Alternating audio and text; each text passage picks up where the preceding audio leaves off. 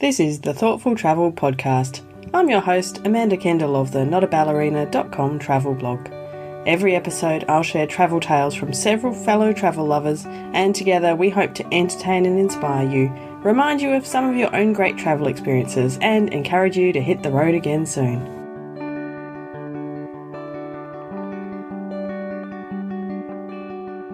Hello and welcome to episode 69 of the Thoughtful Travel Podcast. Today we're talking all about travel mistakes. I love mistakes. Mistakes mean that you learn something or something unexpected happens. They pretty much always make for a good story. I might not always like them at the time, but I always have got some value out of travel mistakes I've made along the way. But before we start today, speaking of mistakes, my friend iTunes had made a bit of a mistake when my podcast got moved off its network onto just belonging to me. And unfortunately, despite promising otherwise, iTunes did not transfer my reviews over for the Thoughtful Travel Podcast. And the same thing happened to a couple of network mates of mine too. So I have a very special request, or in fact, I need to beg a little bit. Please, if you've left a review for the Thoughtful Travel Podcast in the past, and even if you haven't and would like to, I would love it if you could head over to iTunes or the podcasts app and search for the Thoughtful Travel Podcast and leave a review. I would appreciate it so much because they've all disappeared, and now it looks like I'm brand new and nobody knows whether they should listen or not. So I would be eternally grateful. If you're not sure how to do it, just hop into our Facebook group at Thoughtful Travellers, because I've got a post pinned there at the moment that will explain how to do it, at least for Apple users. And I'm trying to get more understanding of Android users. Anyway, at least if you use iTunes, then that would be a great start. So thank you in advance for any reviews that you might leave. I would be very, very grateful. So from that mistake to some interesting travel mistakes. And our first guest today is Hayden Lee of the Travel Stories podcast. He is one of my all-time favourite travel storytellers. And I'm not surprised, and you won't be surprised if you remember him, to hear that he has a great travel mistakes story to tell. Oh man, you are not wrong when you say that mistakes often turn out to be the best stories. It is very often the case. And I mean, I talk in stories, so you'll have to apologize. My narrative. I love talking in stories. Good. So this one happened actually in Australia, right? So we were in Queensland. We used to live in a place called Maryborough, which is so nice. It's like, it's a small town. It's a small kind of Christian town, and everyone knows everyone, and it's that type of vibe, you know. Mm-hmm. But it was kind of nice. It's kind of nice. But anyway, so we decided that we were going to drive up north, right? And this was myself, my now ex-girlfriend, and her sister. So we had a Commodore, obviously. And, that's fabulous. I love that you had a Commodore. Yeah. And so, yeah, we had a Commodore, and we thought, yeah, let's take off north. And see, I don't plan, right?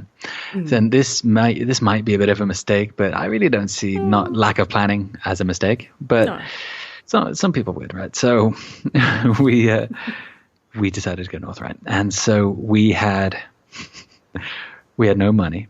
Right? Mm-hmm. We had debit cards, no credit cards. We had debit cards, but they had no money on them. Right? We had we had phones, but no money on them. Right? So they didn't work. So quite useless. Uh-huh. Yeah, absolutely useless. Yeah, and we had enough fuel to make it to Cairns, right? And so, also I thought, and so we were in. We were kind of in no man's land, somewhere between Rockhampton and like Innisfail, that type of area, you know. But we were kind of more west than we should have been.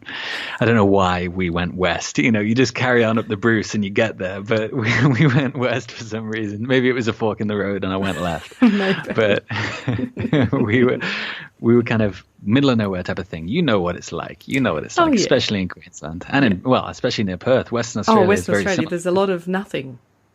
Yeah, exactly. So we were there, right? We were in the middle of nowhere. and I had enough fuel to get to Cairns, I thought, right? So, and we broke down, right?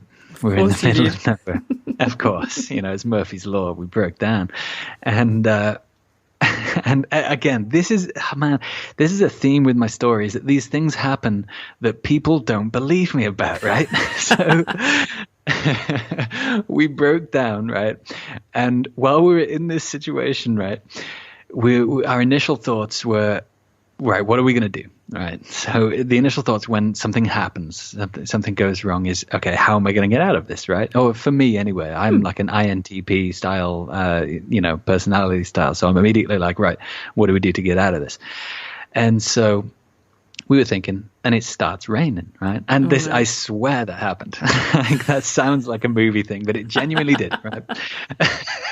Yes, you've just really added to the atmosphere with that rain coming down. Yeah, exactly. And so there was smoke coming out from the bonnet, right? Really? And, genuinely, okay. Absolutely true. And there is a mechanical reason to back this up, I swear. Okay. I will explain that I believe you. Thousands wouldn't, but I believe you. Yeah. And so we were there, and the sister in the back was like, oh, what are we going to do? She was kind of worrying and stuff. And it was interesting to see the different styles of response to this, I guess what you would call a mistake in lack of planning. But it was interesting to see the responses. She was very like, oh, what are we going to do? She was half trying to figure it out and half freaking out. And my missus at the time was like, what was she like? She was just kind of, man, like, what are we going to, she had lost all hope. She was like, I don't know what we're going to do. I don't know. Hands in the air.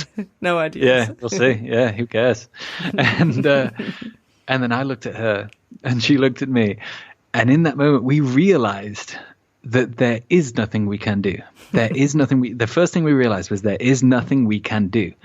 And the second thing we realized was that this was kind of funny because everything works out. Everything always works out. This is the thing that travelers, I believe, learn, in buckets full. Everything works out. Regardless of where you are on that day and the bad thing that's happening, you won't remember that in a year, or in several years down the line, you'll be telling someone on a podcast about this time, laughing about it. Right? Exactly. So true. So in that moment, we just looked at each other and we just started laughing.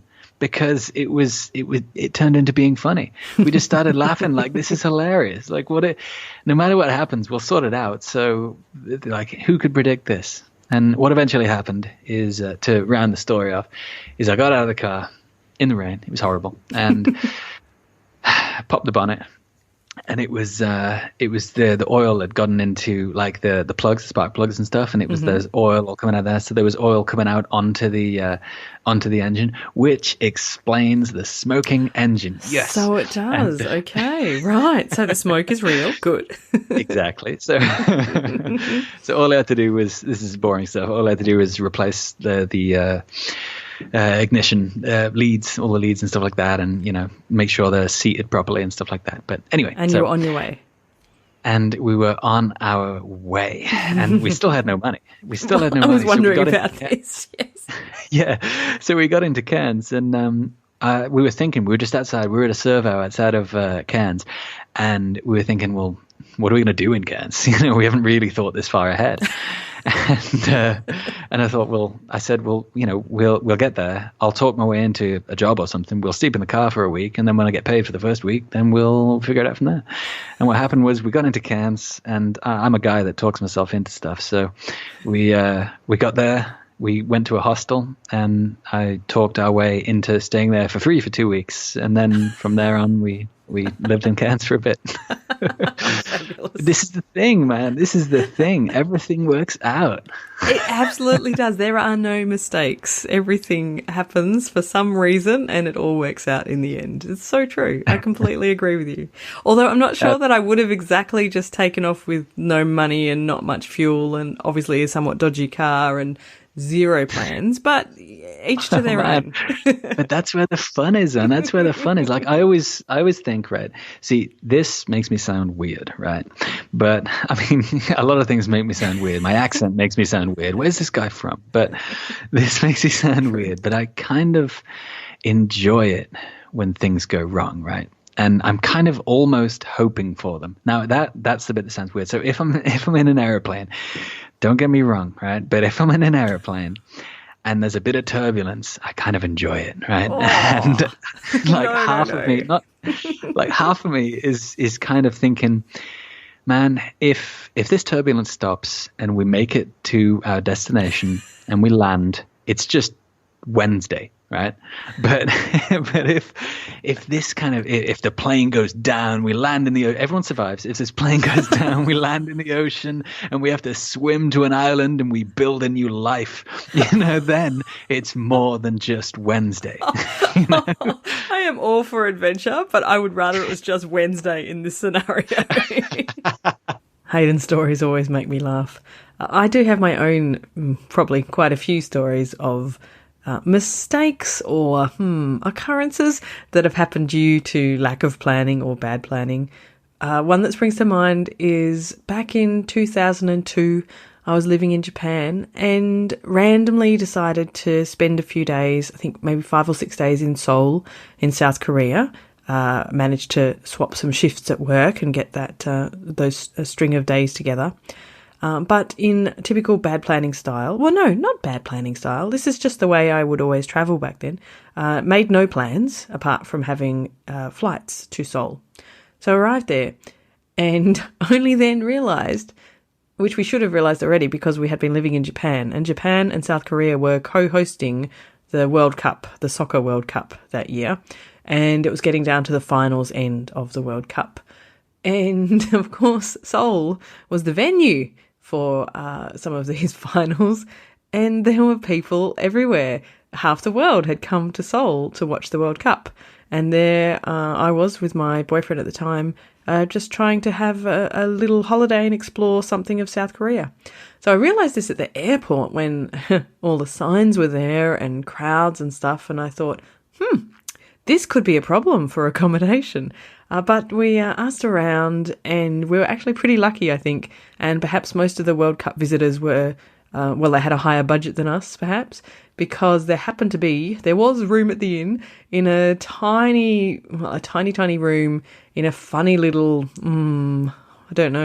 hotel-y thing right in the middle of Seoul, like right near a main intersection, but kind of through a windy path and, up and down. I don't know. It was hard to find, but we found it. And that is where we spent quite a few days of the World Cup, and it turned out to be a fabulous time to be there.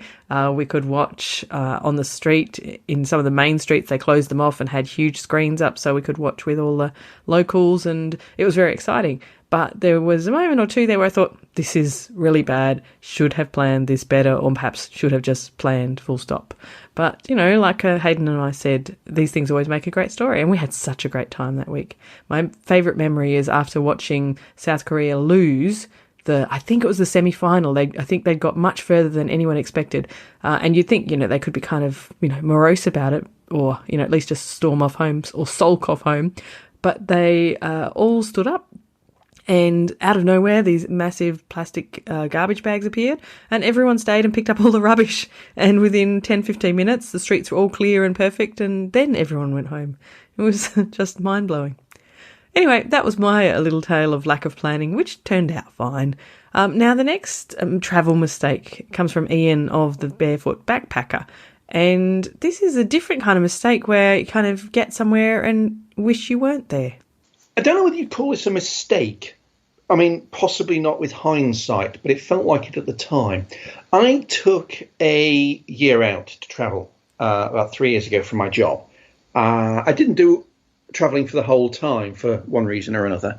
But towards the end of that year, I always wanted to go to Ethiopia because it's a very interesting country. It's a very historic country.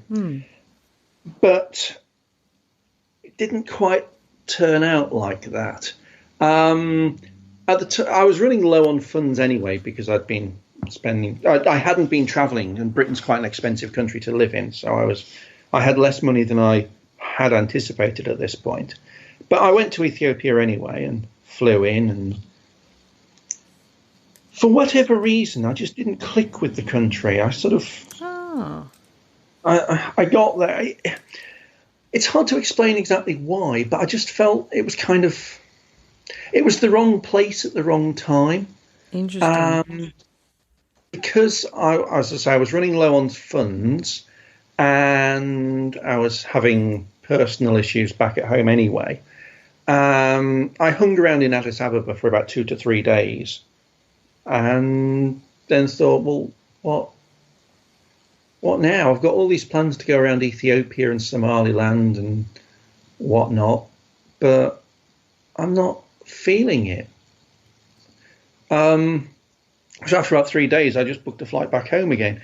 And I consider it to be a kind of mistake, because the whole thing cost me about £800 in terms of flight there and the flight back and accommodation and food and whatnot. And it was, looking back on it, it's kind of like, I didn't have to do that, and I shouldn't have done that. So I've basically spent about £800 for no reason whatsoever. And I will go back to Ethiopia at some point, because there's a lot there that I want to see. It's just, I don't think it was the right time for me, and I don't think it was the right place for me. Did you have any inkling of that before you went? Did you feel that you didn't want to go, or did you not really realise until you got there? I think it was a bit of both. I've got a step cousin who works in Dubai, so that was my first point of call. And when I was in Dubai, I was umming and ahhing about whether I should go to Ethiopia or not, whether I should go somewhere else. But I bought the ticket anyway on the basis of, well, that was my original plan. That's what I intended to do. I'm sure I like the place. Let's just go for it anyway and see what happens. But I think what I can basically say was I kind of was wrong. Yeah, my problem. Yeah. My problem is that I overthink things quite a lot. So every time something happens that doesn't go as to plan, I'm always thinking that was my fault, and I'm a bit of a failure, and I haven't done what I wanted to do, and I've let people down because I've said I was going to do this and I didn't. And it kind of rankles with me quite often. So I don't like admitting defeat. I don't like saying that I failed. But when I've spoken about this with my friends back home in Britain, they've all said, don't be stupid, Ian. The fact that you've done it at all is an achievement. And we wouldn't. But that still doesn't help me, because in the back of my head, I'm going, yeah, but I've told you I'm going to do this. I've told myself I'm going to do this. I've let myself down. I've let everyone down. And it rankles with me a lot. Oh, that's interesting. Do you think that one day returning to Ethiopia and enjoying it will kind of appease that feeling? Yes, I think it will. Although, having said which, and this sounds really bizarre, sometimes I like a place or don't like a place depending on how I'm feeling at the time in it. So there are some countries and some towns that I've really, really enjoyed that are quite unusual, simply because I've been on an upswing and there's been something going on in my life that's made me go, ooh, this is a really good place. And equally, there are places that I haven't liked, and no matter how many times I go back to them, I still can't shake off this feeling. So Italy, for one, I'm not fond of Italy, because the first time I went to Italy was another one of those. It was one of my first solo trips. I'd just broken up with a long-term partner, and I wanted to get away. So I chose Italy because it was close by and it was interesting and it's historical and it was cultural. But I never clicked with the place, and I came home early then as well. And the 2 times I've been back to Italy since, there's something about the place that I just haven't liked, I haven't clicked with, which is weird. I mean, I chat to a lot of people on Twitter who really love Italy and think it's one of the best places in the world. But for me, it's just not there. It's interesting to think about destinations that you just don't quite click with. I can't say I've had too many. And there's probably nowhere in the world that I wouldn't go back and give it another turn. But then again, I haven't tried Ethiopia yet, so who knows? Anyway, our last travel mistake today is one that is probably fairly common. Touch wood, I haven't done it myself yet. And it's from Carolyn from Holidays to Europe. And you'll just have to listen and see if it turned out okay.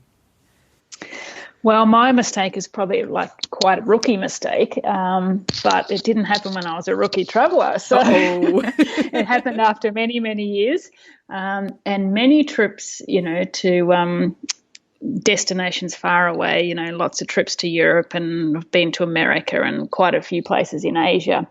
But we're on a holiday in New Zealand, just, doing a self-drive tour around the South Island, which was wonderful. And we were staying in a place for a few nights, so I'd unpacked everything and, put everything away in the cupboard, so I wasn't searching through the suitcase every day. And I'd put our passports in a travel wallet in the bedside table. Mm-mm. And that was all great, that was all fine. But come the day we were to leave this particular place, I think we were in Queenstown actually, and we were driving back up towards Christchurch. We stopped somewhere along the way to have lunch, and I don't know what made me think of it, but I suddenly said, "Oh my God, I've left the passports in the bedside table." Oh no, you poor thing. It's just that sickening feeling. Yeah. I don't know why. Like whenever I travel anywhere, I always make sure I know where my passport is. Yes. If it's not on me, on my person, it's locked in a safe in the hotel, or I'm always so particular about it. But I think just because I was in New Zealand, I don't know, I felt like I was at home or something, and I was just too relaxed about it. So my poor husband offered to drive back to Queenstown, which was about an hour and a half away. Oh, gosh. On his own. To pick up the passports. In the meantime, we'd phoned the place where we were staying and said, has the cleaner been around? Did she find anything in the bedside table? Sure enough, they had them there. So that was, that made me feel a little bit better. Yes. But then, my husband had to do the dash back to, because we had our kids with us at the time. So he said, look, it's pointless. It's all driving, an hour 3 and a half hours. Yeah. You stay here. I don't know. We went to some fun park or something or other. Well, he drove back, picked up the passports and turned around and came and got us. So, a very rookie mistake, and I felt so bad about it. Oh, I bet. But, I don't know. It's just one of those things, I guess. But it worked out, and at least you weren't like on your way to the airport and you needed it, immediately. And I bet now you're very, very extra cautious about double checking where your passports are. Yeah, absolutely. You'll never leave them anywhere again. No, that's right.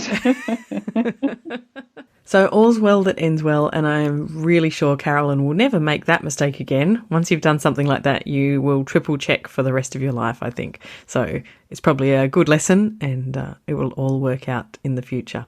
I have only lost my passport once, and it was in a very, not critical situation, I suppose. It was not long before I moved to Japan, and I must have needed it to get my visa sorted out. And I couldn't find it, and eventually gave it up as lost, got a new one, sent it off, got visas, etc. And then as we were packing up our house, ready to move to Japan, I found it. It was in a handbag that I rarely used, and I realised I'd had to take it to the university one day as ID when I was getting a new job. And I'd had that handbag that day and never used it since, and my passport was safely tucked in there. So that was a bit annoying, but still, could be worse. And it also taught me to be very careful about always putting my passport back in the same place. So there you go. Well, that's all our travel mistakes for today. I'd love to hear about your travel mistakes. So head over to the Facebook group at Thoughtful Travellers and please tell me, what kind of crazy mistakes have you made on your travels? And I hope they all turned out okay. Now you can find all of the information about this episode at the show notes, notaballerina.com/69. Can I also beg one last time, if you have a chance to go and leave an iTunes review for the Thoughtful Travel podcast, I will be your best buddy forever. Thank you. And finally, let me tell you about today's great guests. I started off with Hayden Lee of the Travel Stories podcast, one of my very favourite ones, so head over to travelstoriespodcast.com or just look it up wherever you listen to podcasts. After Hayden, I chatted with Ian of the Barefoot Backpacker.